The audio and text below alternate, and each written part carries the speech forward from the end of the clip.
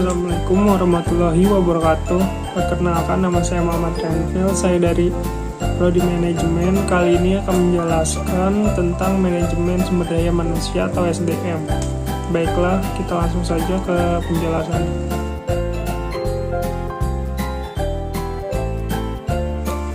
Manajemen SDM ialah pengembangan sumber daya manusia yang berfungsi melakukan perencanaan sumber daya manusia, penerapan, perekrutan, pelatihan, pengembangan karir karyawan atau pegawai. Bagian human resource lah yang bertanggung jawab untuk mengurus berbagai kebutuhan perusahaan yang terkait dengan sumber daya manusia, termasuk di dalam ada manajemen sumber daya manusia atau MSDM, sehingga semua kegiatan atau pekerjaan berjalan dengan lancar dan efisien. Pengertian: manajemen sumber daya manusia menjadi salah satu bidang dari manajemen umum, seperti manajemen keuangan, manajemen pemasaran, serta manajemen operasi. Pengertian manajemen sumber daya manusia atau MSDM adalah personnel management is the planning, organizing, directing, and controlling of the procurement, development, compensation, integration, and maintenance of the people of the purpose of contributing to organizational, individual, and social goals. Pendapat Mondi Enu, manajemen sumber daya manusia atau human resource management merupakan pendayagunaan sumber daya manusia untuk mencapai tujuan perusahaan. Manajemen sumber daya manusia meliputi kemampuan dan potensi yang memiliki pimpinan dan karyawan dalam sebuah perusahaan. Karyawan tidak boleh diperlakukan sebagai mesin dan perlu disadari bahwa karyawan adalah mempunyai potensi dan bakat yang terus dapat dikembangkan untuk kepentingan perusahaan. Lalu ada fungsi. Yang pertama, perencanaan sumber daya manusia. Fungsi perencanaan sumber daya manusia ini meliputi beberapa kegiatan, diantaranya: 1.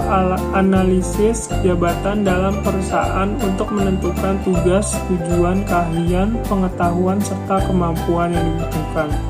2.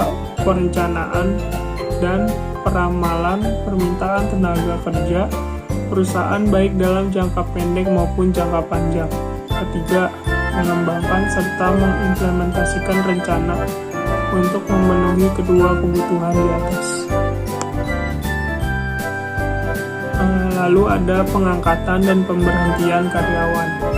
Pada proses ini, kegiatan pengisian formasi yaitu merekrut karyawan, screening, serta seleksi kepada pelamar, juga penempatan formasi. Proses pengangkatan dan pemberhentian atau staffing sesuai dengan kebutuhan perusahaan ini meliputi: 1. Rekrutmen calon pelamar pekerjaan. 2. Seleksi calon pekerja atau karyawan yang sesuai dengan persyaratan yang dibutuhkan perusahaan. 3.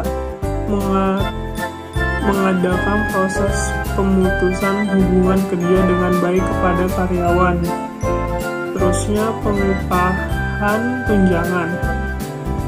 Upah kepada karyawan dikatakan berhasil jika didasarkan pada keadilan dan kewajaran.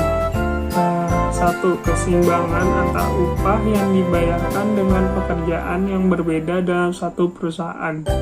2. Pembayaran upah yang adil dan wajar kepada karyawan atau pegawai yang berada dalam jabatan yang benar-benar sama dengan satu perusahaan.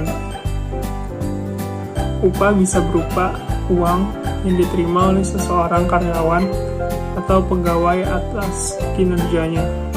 Tunjangan ialah berupa tambahan penghargaan finansial selain gaji pokok, termasuk tunjangan cuti, biaya sakit, tunjangan hari raya, serta asuransi kesehatan.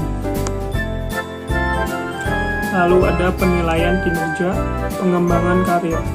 Fungsi ini dilakukan setelah karyawan atau pegawai bekerja dalam sebuah perusahaan.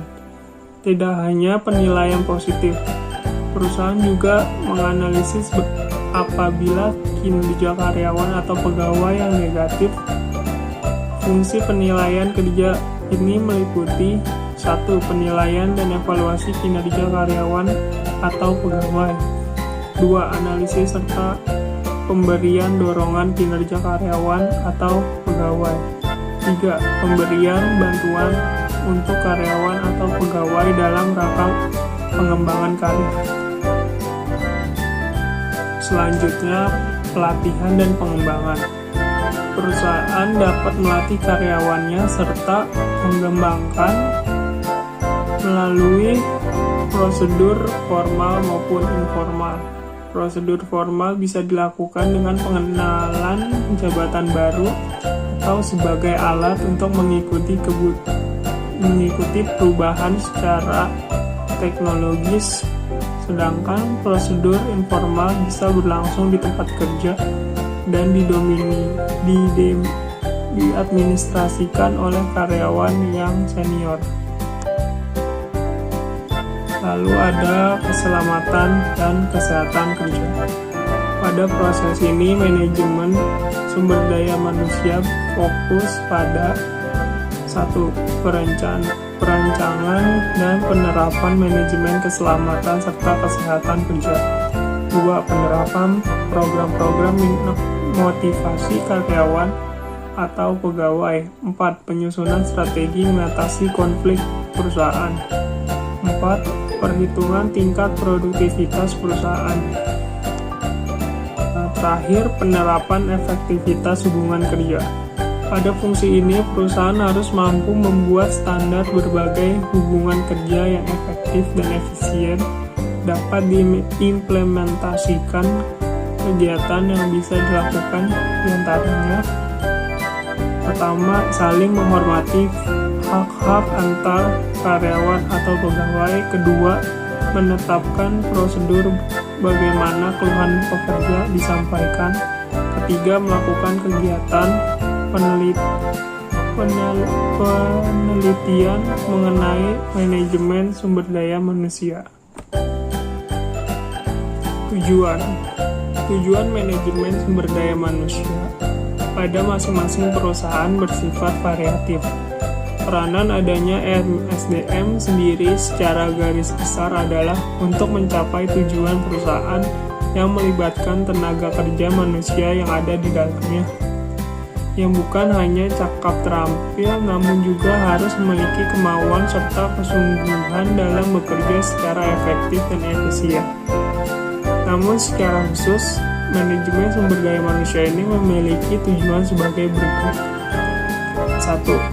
Mengembangkan sistem kerja dengan kinerja yang tinggi yang meliputi proses perekrutan, seleksi, sistem insentif, serta pengembangan manajemen dan aktivitas pelatihan yang terkait dengan kebutuhan perusahaan. Kedua, mengembangkan praktik manajemen dengan komitmen tinggi yang menyadari bahwa karyawan atau pegawai adalah stakeholder dalam perusahaan yang bernilai dan membantu mengembangkan iklim kerja sama dan kepercayaan bersama. 3. Memastikan bahwa kebersamaan kesempatan tersedia untuk semua, artinya keterkaitan saling menguntungkan antara perusahaan dan karyawan. 4. Memastikan bahwa karyawan atau pegawai dinilai serta dihargai atas apa yang telah dikerjakan dan dicapai. 5. Mempertahankan serta memperbaiki kesejahteraan fisik serta mental pegawai atau karyawan. 6. Menciptakan iklim yang humanis, harmonis, serta produktif yang dapat dipertahankan antara manajemen dengan karyawan atau pegawai. Berikutnya, manfaat sumber daya manusia merupakan aset penting dalam sebuah perusahaan, sehingga hal ini perlu dirancang secara efektif. Beberapa manfaat yang diperoleh dari manajemen sumber daya manusia antara lain: 1. Perusahaan dapat memanfaatkan sumber daya manusia yang sudah ada secara baik.